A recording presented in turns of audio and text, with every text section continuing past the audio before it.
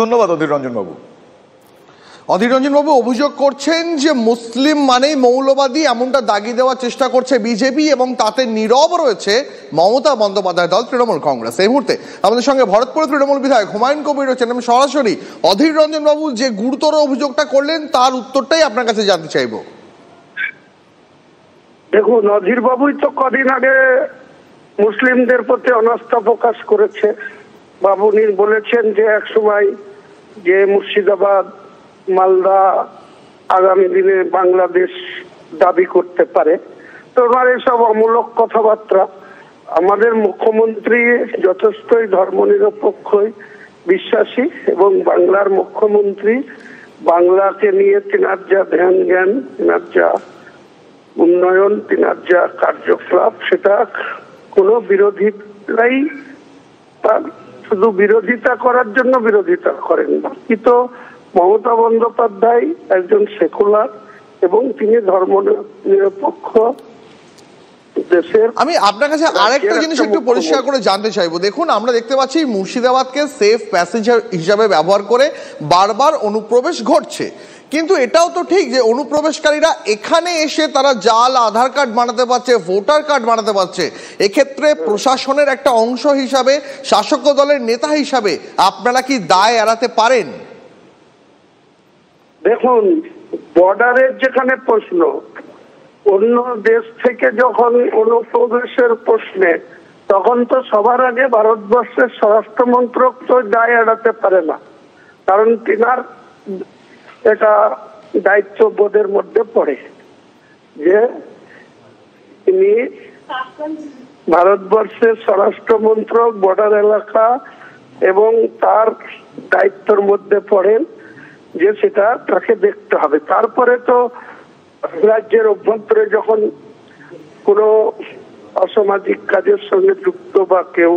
হুমায়ুন বাবু, এই 6 জন অনুপ্রবেশকারীর মধ্যে 3 জনকে বিএসএফই পাকড়াও করেছে, কিন্তু যাদের পাকড়াও করেছে তাদের কাছে যে আধার কার্ড রয়েছে সেটা এই বাংলায় বানানো হয়েছে, এবং মুর্শিদাবাদে বিশেষ করে অনেকাংশে তো আধার কার্ডও তো সেন্ট্রাল গভর্নমেন্টের আধিকারিকরা তার সঠিক তথ্য না নিয়ে কি করে আধার কার্ড ইস্যু করছে, বা ভোটার কার্ড যারা করে ইলেকশন কমিশন।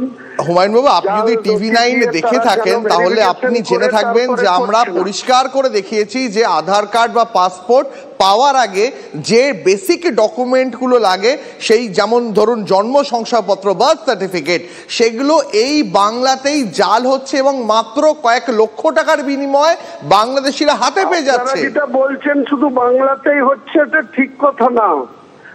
আপনারা ভালো করে খতিয়ে দেখুন, ভারতবর্ষের যে কোনো রাজ্যে এটা হতে পারে। ত্রিপুরাতেও হচ্ছে, আসামেও হচ্ছে। না, তার মানে কি অন্য রাজ্যে হচ্ছে বলে আমরা এটাই দস্তুর বলে মেনে নেব? হুমায়ুন বাবু, অন্যখানে হচ্ছে বলে কি আমাদের এখানে হচ্ছে সেটা দস্তুর বলে মেনে নেব, প্র্যাকটিস বলে মেনে নেব? মেনে নিতে আমি বলিনি, মানে আর প্রশ্নই উঠে না।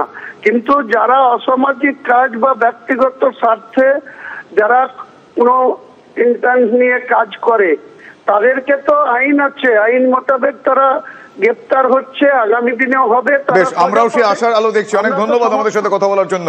এই মুহূর্তে বিজেপি বিধায়ক শঙ্কর ঘোষ আমাদের সঙ্গে রয়েছেন টেলিফোন লাইনে। শঙ্কর বাবু, মুর্শিদাবাদ নিয়ে আমরা কথা বলছি। এই দায় ঠেলাঠেলির, আমি ওই দায় ঠেলাঠেলির মধ্যে যাব না।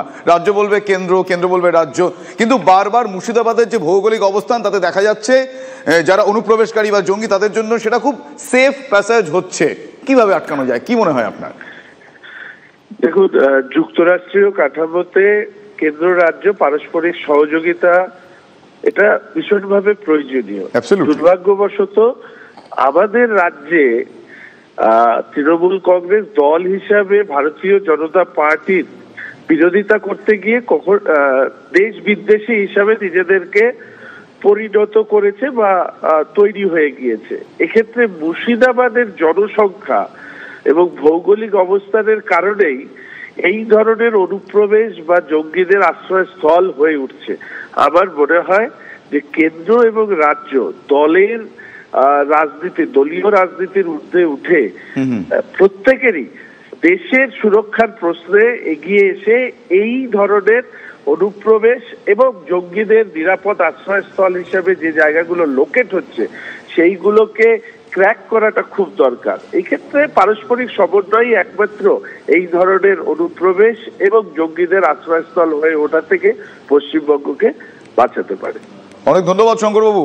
আমরা কথা বলছিলাম বিজেপি বিধায়ক শঙ্কর ঘোষের সঙ্গে, এবং কেন্দ্র রাজ্যে একে অপরের ওপর দায় ঠেলাঠেলি নয়, এই মুহূর্তের সহযোগিতার সঙ্গে সমন্বয় সাধন করে এই ধরনের কার্যকলাপ, অপ্রীতিকর কার্যকলাপ, অনুপ্রবেশ, জঙ্গি কার্যকলাপ, সেগুলো রুখতে হবে বলে মনে করছেন বিজেপি বিধায়ক।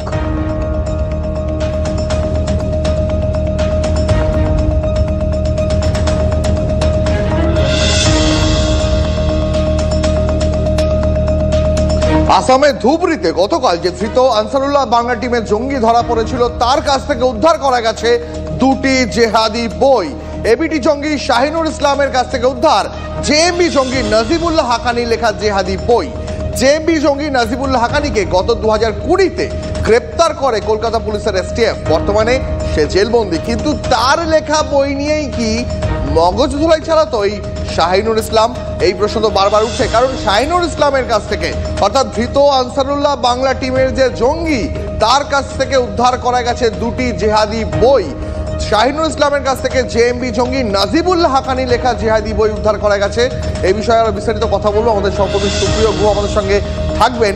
তবে তার আগে আপনাদের আরো একবার জানিয়ে রাখি, জেএমবি জঙ্গি নাজিবুল্লাহ হাকানিকে গত 2020 সালে গ্রেপ্তার করে কলকাতা পুলিশের এসটিএফ। বর্তমানে ওই জঙ্গি জেলবন্দি, কিন্তু তার লেখা বই নিয়েই কি মগজধোলাই চালাতো এই শাহিনুর ইসলাম? এই নিয়ে উদ্বেগ বাড়ছে। আসাম এসটিএফের হাতে একের পর এক জঙ্গি গ্রেপ্তার হয়ে চলেছে। সব মিলিয়ে আসাম থেকে তো বটেই, আসাম, বাংলা, একাধিক জায়গা থেকে আনসারুল্লাহ বাংলা টিমের জঙ্গিরা গ্রেপ্তার হচ্ছে। কিন্তু গতকাল ধুবড়ি থেকে যে জঙ্গি গ্রেপ্তার হয়েছে, তার কাছ থেকে দুটি জেহাদি বই এখনো পর্যন্ত উদ্ধার করা গেছে। আর কি কি মিলেছে তার কাছ থেকে জানবো। সহকর্মী সুপ্রিয় ঘোষ রয়েছেন আমাদের সঙ্গে সরাসরি। সুপ্রিয়,